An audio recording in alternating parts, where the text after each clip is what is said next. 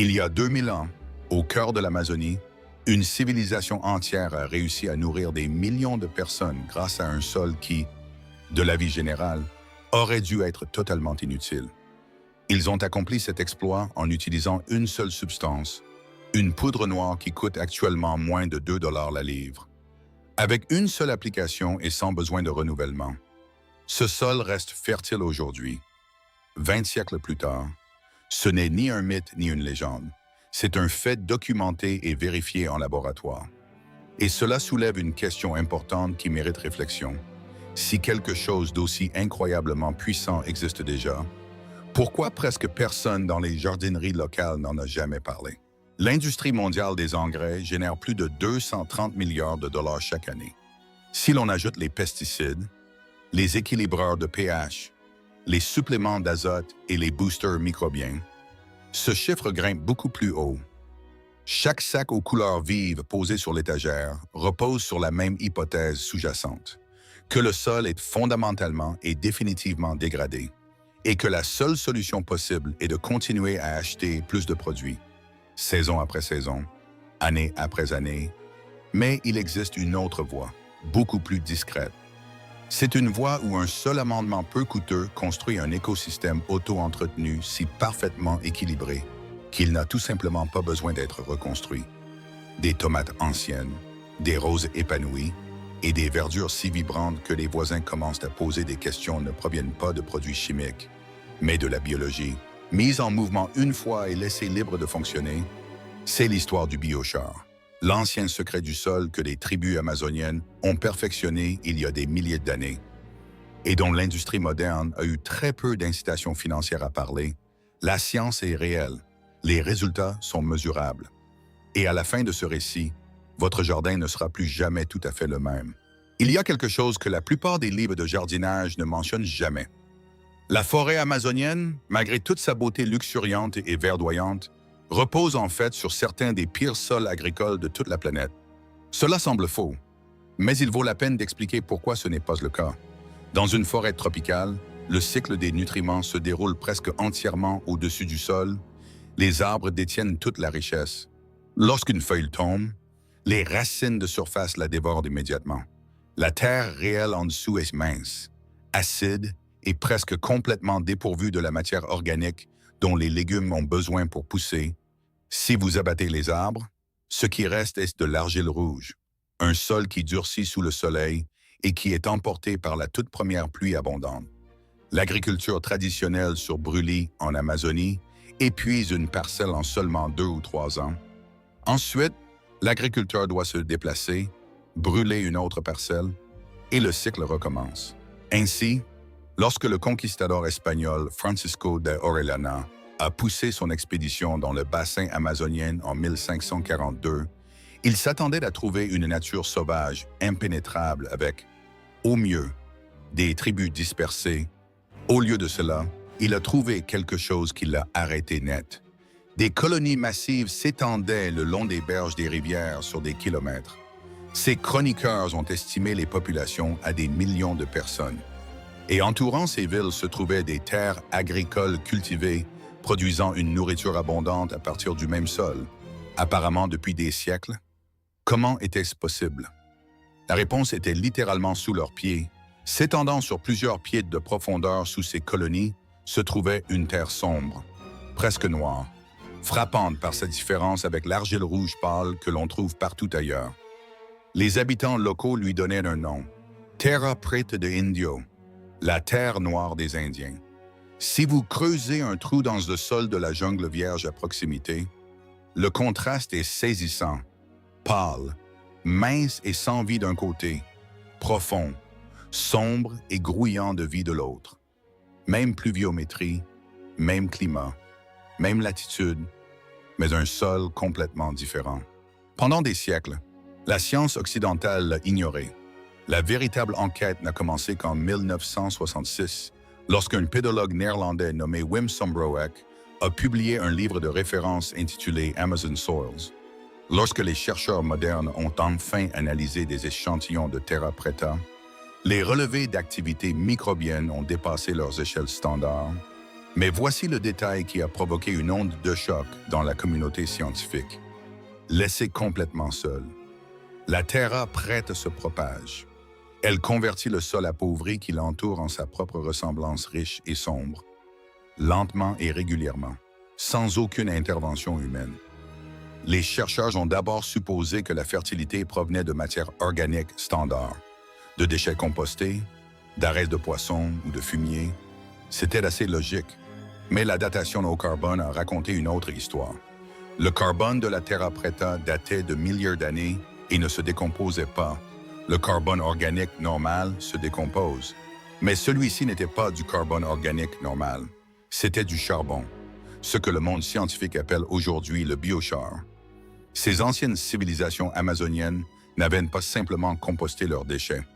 Elles avaient systématiquement créé du charbon de bois dans des conditions contrôlées et l'avaient incorporé à leur terre.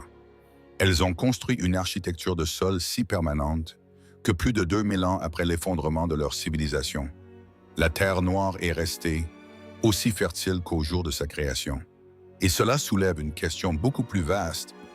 Si le biochar peut faire tout cela, que se passe-t-il exactement au niveau microscopique? Et pourquoi dure-t-il si longtemps? La plupart des gens ont déjà brûlé du bois dans un feu de camp. Une combustion complète transforme le bois en dioxyde de carbone et en vapeur d'eau. Le carbone s'envole sous forme de fumée, et ce qui reste est un tas de cendres poudreuses qui ne servent à presque rien dans le jardin. Mais si vous changez une seule variable, le résultat est complètement différent.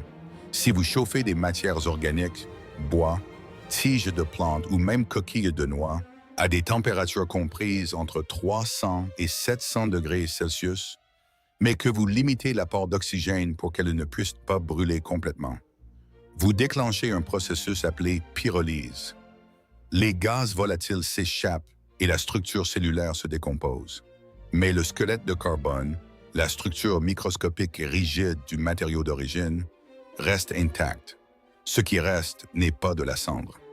C'est un réseau de carbone pur avec une structure si complexe qu'un seul gramme de biochar de haute qualité contient entre 200 et 400 mètres carrés de surface interne. Pour mettre cela en perspective, c'est la surface d'environ 4 terrains de tennis compressés dans une miette assez petite pour être pincée entre deux doigts. Ce chiffre est important car la fertilité du sol n'est pas vraiment une question de terre. C'est une question de micro-organismes vivant dans la terre. Bactéries, champignons et archées, la main-d'œuvre invisible qui rend les nutriments disponibles pour les racines des plantes. Ces organismes sont minuscules. Les espaces microscopiques entre les particules de sol constituent leur monde entier. Et ils n'aiment pas être exposés. Une forte pluie les emporte. Et la lumière directe du soleil les tue. Ils prospèrent lorsqu'ils peuvent coloniser des surfaces protégées et construire des communautés stables. Le biochar leur offre exactement cela. Chaque particule est scriblée de millions de grottes, tunnels et chambres microscopiques. Des réseaux fongiques s'y faufilent et des bactéries bénéfiques tapissent les parois intérieures. Des organismes qui, normalement, seraient emportés directement à travers un sol sablonneux ont enfin une adresse permanente. La densité de population des microbes autour d'une seule particule de biochar peut être des ordres de grandeur plus élevés que dans le sol non traité situé à seulement une fraction de pouce. Ce n'est pas une petite différence, c'est un écosystème entièrement différent. Et voici la distinction qui change tout dans la façon de penser la santé du sol. Le biochar ne nourrit pas le sol. Il loge les organismes qui nourrissent le sol. Cette seule phrase mérite d'être lue 2 fois car elle renverse l'hypothèse de base derrière chaque achat d'engrais jamais effectué. Nourrir est temporaire. Chaque sac d'engrais azoté synthétique délivre un pic rapide, de la restauration rapide pour les plantes, suivi d'un crash inévitable. Le sol lui-même reste affamé. La population microbienne augmente brièvement puis s'effondre lorsque l'apport synthétique s'épuise. C'est un cycle d'expansion et de récession qui reflète ce qui arrive aux terres agricoles en monoculture. Gain à court terme, épuisement à long terme. Le logement, en revanche, est permanent. Une fois que la communauté microbienne s'installe et se stabilise à l'intérieur du réseau de pores du biochar, quelque chose de remarquable commence. Les champignons mycorhiziens, Des organismes filamenteux qui étendent les systèmes racinaires des plantes de plusieurs ordres de grandeur, tissent à travers les tunnels et atteignent des dépôts minéraux auxquels les racines seules ne pourraient jamais accéder. Ils tirent le phosphore des particules de sol bloquées et le livrent directement à la plante en échange de sucre. Pendant ce temps, des bactéries fixatrices d'azote s'installent dans les pores adjacents et commencent à puiser l'azote directement dans l'atmosphère, le convertissant en une forme que les racines des plantes peuvent absorber, gratuitement, sans aucun sacrifice. C'est exactement pourquoi la Terra Preta semble se propager d'elle-même. L'écosystème microbien florissant qu'elle soutient guérit et transforme lentement le sol épuisé qui l'entoure, année après année, avec zéro apport supplémentaire. Donc, la science est claire, mais si c'est réel, et ça l'est, alors une question inconfortable suit. Pourquoi n'est-ce pas de notoriété publique? Pourquoi n'y a-t-il pas de rayon biochar au magasin de bricolage? L'industrie des engrais synthétiques n'est pas petite. Les principaux fabricants ont des revenus combinés dépassant les 80 milliards de dollars par an. Si vous ajoutez les pesticides et les herbicides, le chiffre grimpe brusquement. Tout le modèle d'affaires repose sur une seule hypothèse. Le sol est essentiellement un contenant mort. Vous y versez de l'azote, du phosphore et du potassium synthétique, et vous extrayez la récolte. Le sol s'épuise. Vous achetez plus de produits au printemps suivant, et vous répétez le cycle indéfiniment. Si le sol devient compacté ou acide après des années d'application chimique, il existe un autre produit pour cela, et un autre pour le problème que ce produit crée. Le cycle s'auto-entretient et est extrêmement rentable. Le biochar perturbe ce cycle à la racine. Non pas parce qu'il remplace l'engrais par un autre produit, mais parce qu'il élimine progressivement le besoin d'intrants externes. Une étude à long terme marquante, publiée en 2009, a suivi des sols amendés au biochar sur 12 ans. À la fin de la période d'observation, ces sols nécessitaient 45% d'engrais externes en moins. À l'an 15, le besoin d'application synthétique avait effectivement disparu. D'un point de vue commercial, ce n'est pas un produit qu'une entreprise d'engrais s'empresserait de promouvoir. Un achat unique qui réduit régulièrement la dépendance du client est l'opposé d'un modèle de revenu récurrent. Ce n'est pas une conspiration dramatique. Personne n'a tenu de réunion secrète pour supprimer le biochar. C'est plus simple et plus structurel que cela.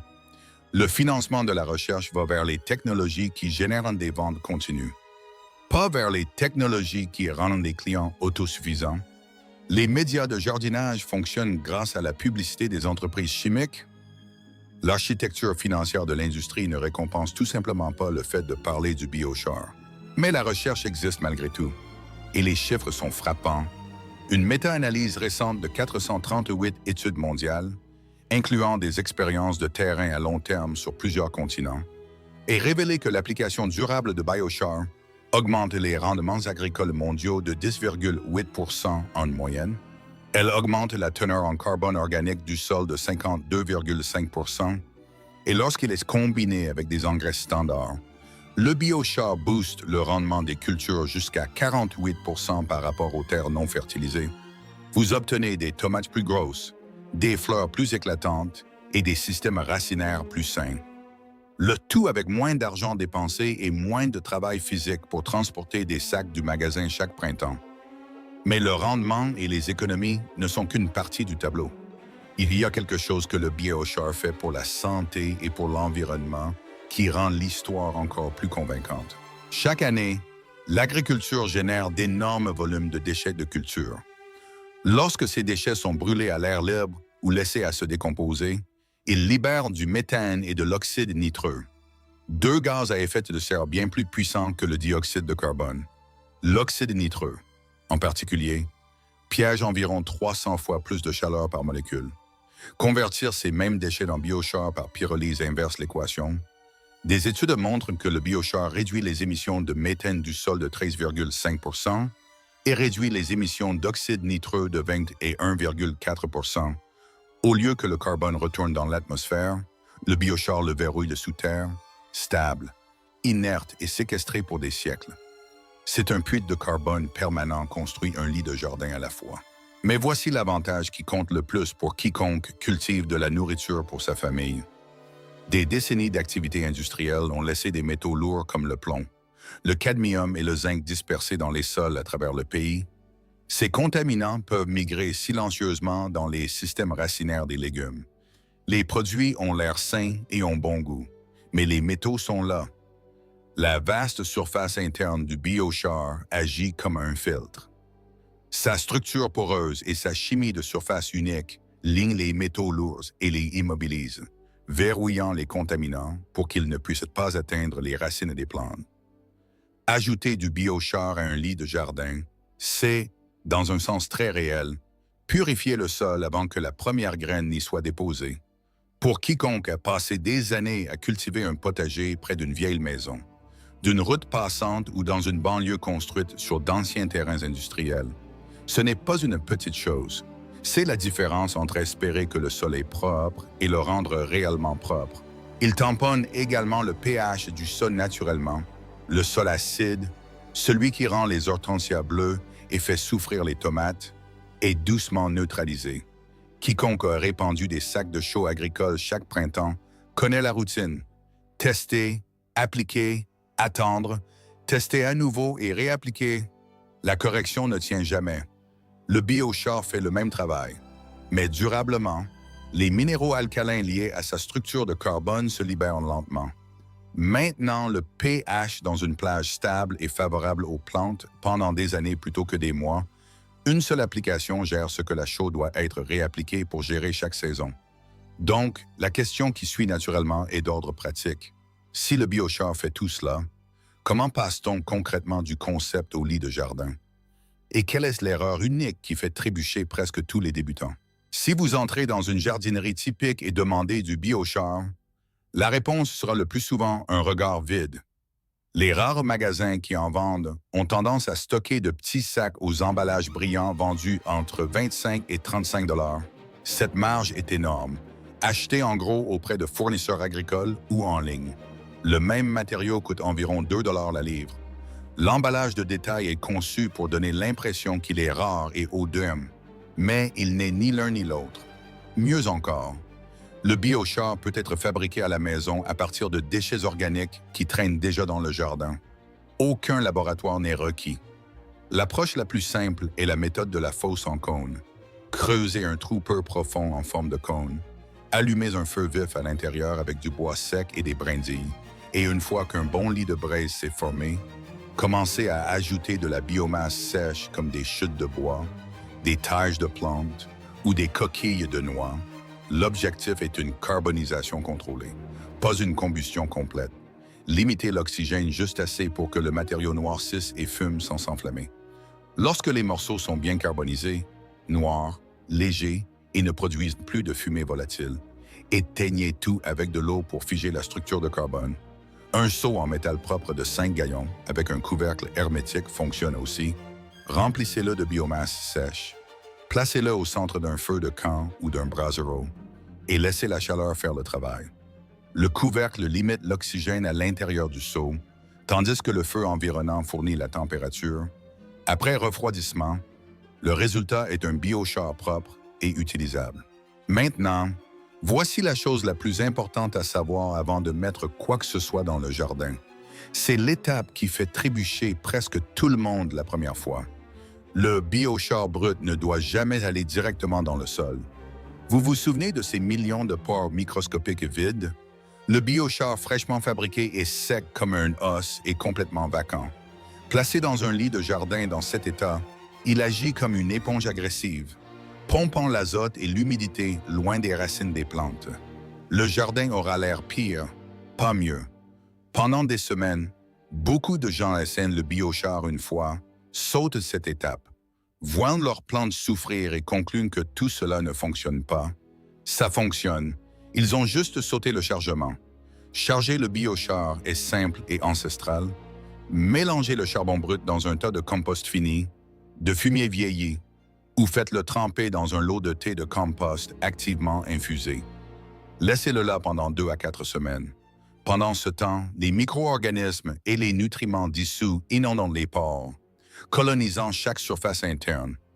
Le biochar passe d'un logement vide à un quartier microbien entièrement occupé. Lorsque le biochar chargé entre enfin dans le jardin, il arrive déjà vivant, soutenant l'écosystème du sol dès le premier jour au lieu de rivaliser avec lui pour les lits de jardin établis. Incorporer environ 2 à 4 livres de biochar chargés par pied carré dans les 12 premiers pouces de sol. Pour les contenants, les pots de terrasse ou les jardinières surélevées. Mélanger 15 à 20 de biochar par volume dans le terreau donne d'excellents résultats. La première ou les 2 premières saisons peuvent sembler lentes. C'est normal. Et il est important de comprendre pourquoi pour que l'impatience ne gâche pas l'investissement. La communauté microbienne se construit.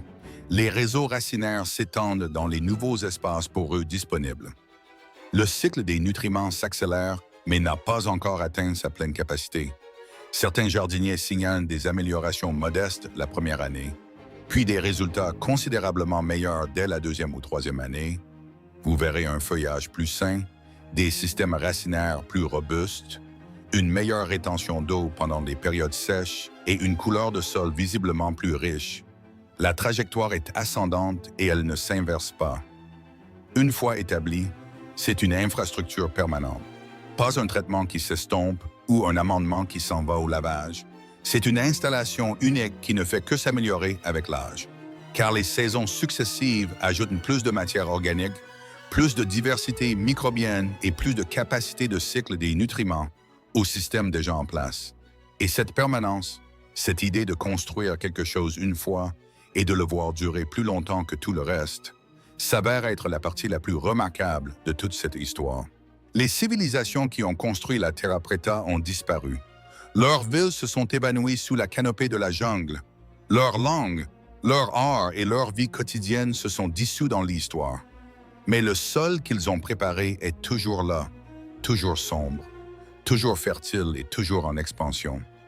Ils n'ont pas survécu parce qu'ils ont construit des monuments. Ils ont survécu de la manière la plus littérale et la plus mesurable qui soit, parce qu'ils ont changé la chimie du sol sous leurs pieds. Tout ce qu'ils ont créé d'autre a disparu. Mais le sol demeure. Chaque poignée de biochar chargé incorporé dans un lit de jardin est un petit écho de cette même idée. Il capture le carbone, il filtre les contaminants. Il réduit la dépendance à une industrie bâtie sur l'obsolescence programmée et il laisse derrière lui une parcelle de terre qui produira encore de la vie longtemps après que la personne qui l'a amendé soit partie. Un petit enfant creusant dans ce sol dans 20 ans le trouvera plus sombre, plus riche et plus vivant que le terrain d'à côté, et il ne saura peut-être jamais pourquoi. À moins que quelqu'un ne lui raconte l'histoire. La poudre coûte 2 $. Les résultats durent des siècles. Et la seule raison pour laquelle plus de gens ne sont pas au courant, c'est que personne ne profite de la vente d'un produit une seule fois. Cela vaut la peine d'être changé. Un jardin à la fois, c'est l'histoire du biochar, d'une civilisation amazonienne perdue au lit de jardin de l'arrière-cour. C'est un savoir ancien, une science moderne et un sac de carbone carbonisé à 2 $ qui surpasse discrètement des produits coûtant 10 fois plus cher. Les tribus qui l'ont inventé sont parties, mais le sol qu'elles ont construit a survécu à leur temple, à leurs outils et à leurs paroles. Cela seul devrait nous dire quelque chose sur l'origine de la véritable permanence. Si cette histoire a changé votre regard sur le sol sous vos pieds, n'hésitez pas à vous abonner et à aimer la chaîne. Nous déterrons l'histoire qu'ils ont essayé d'enterrer. Plantons ensemble les graines de l'avenir. Le prochain trésor de connaissances sera bientôt révélé. D'ici là, gardez les mains dans la terre et l'esprit grand ouvert.